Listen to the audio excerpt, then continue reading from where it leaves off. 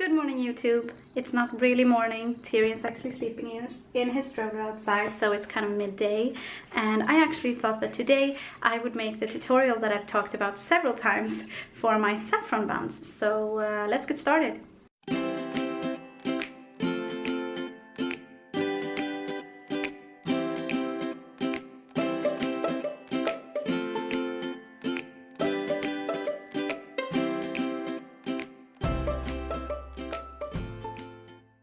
So first off, I'm just going to say that I'm not going to tell you all the amounts of the ingredients because that just seems tedious to me. So I'm going to put them in the description down below. And also there are a few ingredients that aren't really a part of the traditional recipe. So I'll just let you know when I use them. First off, of course, we have saffron, super important for saffron buns. We have almond paste, sugar and a pinch of salt, lots of butter. Here we have raisins, couple of eggs, some yeast. This is fresh yeast because that's what we normally use in Sweden, but of course you could use any kind as long as you have the right amount, I guess. All-purpose flour, and this is Quark, which I don't know if you can get in other countries, but yeah, it's not super important, but that's Quark. And then we have some milk, and I think that those are all the ingredients that I'm going to use, although I'm not going to use them all right now because some of them I use later after the dough has risen. And then I just thought that I would show you the stuff that I'm going to need. So a big bowl is definitely important, and then I have this to stir with, and then when we're going to cut up the buns, I'm going to use either of these. I've always used this one before, but I thought that I should try the pizza cutter as well. That might work. And then I'm going to use this just electric handheld whisker, whatever it's called, because that makes life easier for me, but it's not necessary. You can definitely do this manually. And I'm going to use the grater for the almond paste. And this, I'm not really sure what it's called in English, but you can see what it is, and it's not super necessary.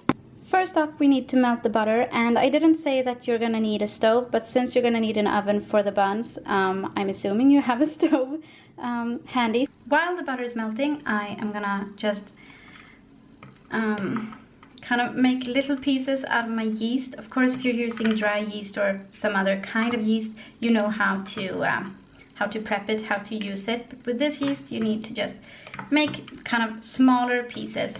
And I'm going to do that in my big bowl, as you can see. And while I have the time, I'm going to prep my saffron. So I'm putting it all in here, and I'm also going to add just a little bit of sugar. So some sugar there. And I'm just going to ground this together.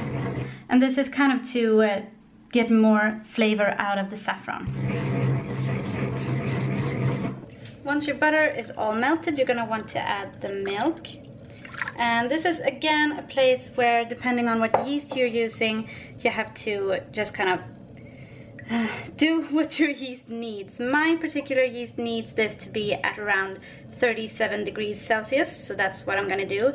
Sometimes it's already there. I think this definitely is, and sometimes you need to heat it up a bit more.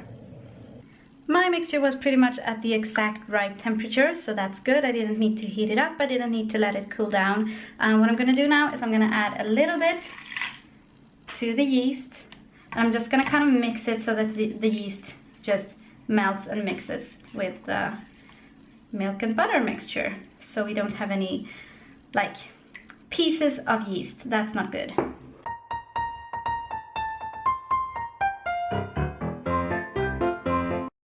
That's done, I like to just pour the sugar and saffron mixture in here and then add a little bit of the milk and butter,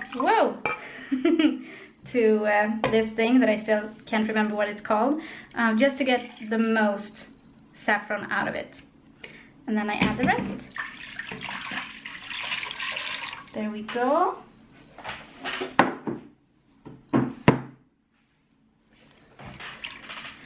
Just mix that up a bit, and then I want to add my quark. This is actually not in traditional saffron bun recipes. I'm not sure how it just started getting more common, but I think it kind of adds a moisture to the saffron buns that's very yummy. So I use this. If you don't use this, I'm sure you could just like put a bit more milk or maybe a bit more butter in. We're gonna add the sugar and salt mixture. So I kind of forgot to start filming, but as you can see, I'm adding the flour now. That's the step after the sugar. And I'm just adding it a tiny bit, well, not a tiny bit, a little bit at a time. And I'm using my electric handheld mixer just to make the process a bit quicker and easier.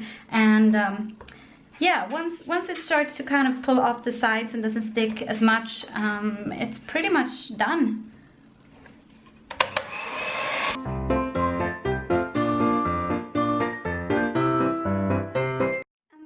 For the first step of the baking process, and I just wanted to say also that I didn't add all of the flour. You need some for the actual baking later, so just add most of the flour. Mine looks fine now. It doesn't really stick. It sticks a little bit, but it's fine. And then you want to cover it. I have seen in a lot of American recipes that they cover the bowl with plastic wrap. I have never seen that before, you know, in my country. We normally cover it with a towel, but I have this very handy little lid for this bowl, so I've just kind of put some oil on it so that it won't stick to the dough if it starts kind of touching the ceiling. And now I'm just going to stick my bowl in a place where it's not too hot and not too cold, and it's going to sit here for at least 30 minutes, but I would say 45 is better. So yeah, I will see you in about 45 minutes. 45 minutes were pretty much perfect to just clean up and do the dishes, and then I realized that there were two things that I hadn't showed you that were actually in the dishes, and that's why. So I'm gonna get them. This rolling pin and this brush.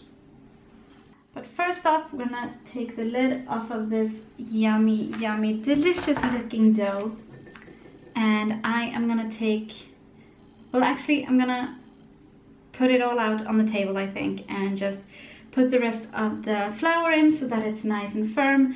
And then I'm going to show you how we make traditional saffron buns, or saffron cats as they're called in Swedish. I'm not sure why they're called cats. They don't look like cats to me, but I'm going to show you how to do them. So now what we're going to do is we're just going to take a piece of the dough. I'm actually going to put it back in the bowl for now. I'm going to take a piece and just roll it out like this with my hands. So here we have this long, whatever you'd like to call it, this long little worm. And now we're just gonna take one side and curl it in to about the middle, like that. I hope you can see, it's not the best angle, but I can't really do it better. And then we're gonna take the second and curl that in too. And what you get is this little curly thing, and that's a traditional saffron bun. As I was finishing up the last traditional saffron buns, Tyrion woke up, so he's gonna be with us. Here they are. They are not perfect. I'm not super happy with them. I mean, that one's pretty good. That one's okay too, but I think they're just, the dough is a bit too moist. I should have added a bit more flour. That happens sometimes.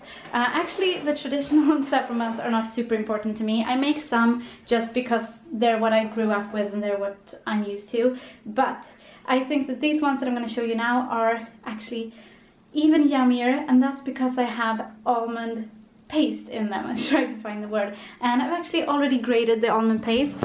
Here it is.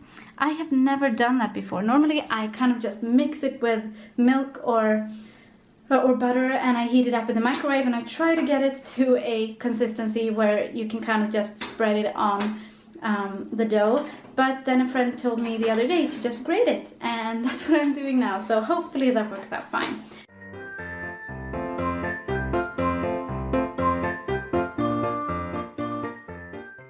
I'm just gonna have it this shape. I think that looks pretty good. But a square shape is basically what you're after. And you don't want it to be too thin, because then it breaks. And you don't want it to be too thick, because then you don't get as many saffron buns. And what I'm going to do now is I'm going to add about half then, I guess, of the almond paste, since I... my head is kind of slow right now. Since I have two pieces of dough that I need to make.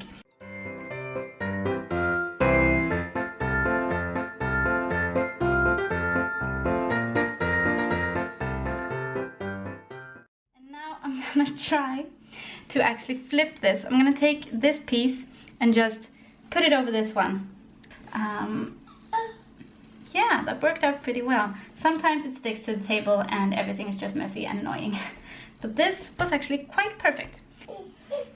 This is actually the next batch because Michael called me, so I just kept on doing my buns while I talked to him. But what I'm gonna do now is I'm gonna use this, the pizza cutter, and I'm gonna cut them into strips.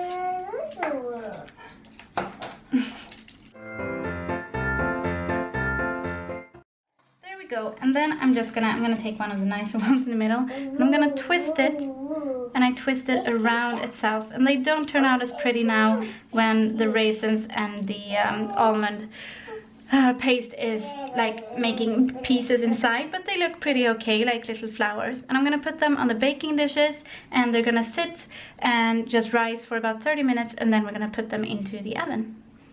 Here are the traditional ones after they have risen, and now I just have some eggs here, and I am gonna just kind of brush some egg on them to give them a nice sheen.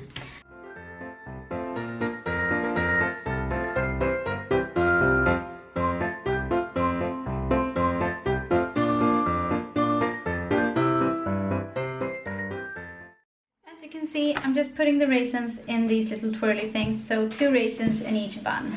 That's the traditional way of doing it. And now they're going into the oven for about 5 to 10 minutes. You just kind of have to keep an eye on them and see when they start looking golden and very pretty and nice. So here they are, the finished result, and I'm not super happy with the way they turned out as far as looks go. They definitely kind of floated out. Normally they have more of a defined twirl, and then these ones, I don't know, grating the almond paste just isn't ideal. And also I can see like here that the dough it doesn't look the way it usually does completely. I think I might have worked it not long enough. But either way, they're super yummy. I can definitely recommend making them, even if it's not a tradition for you to have them on Christmas. Just make them at any time because they're really delicious either way, with the almond or not. So please like this video if you liked it, and subscribe if you want to see more of our daily vlogs, and we will see you tomorrow, and the recipe is in the description down below. Bye.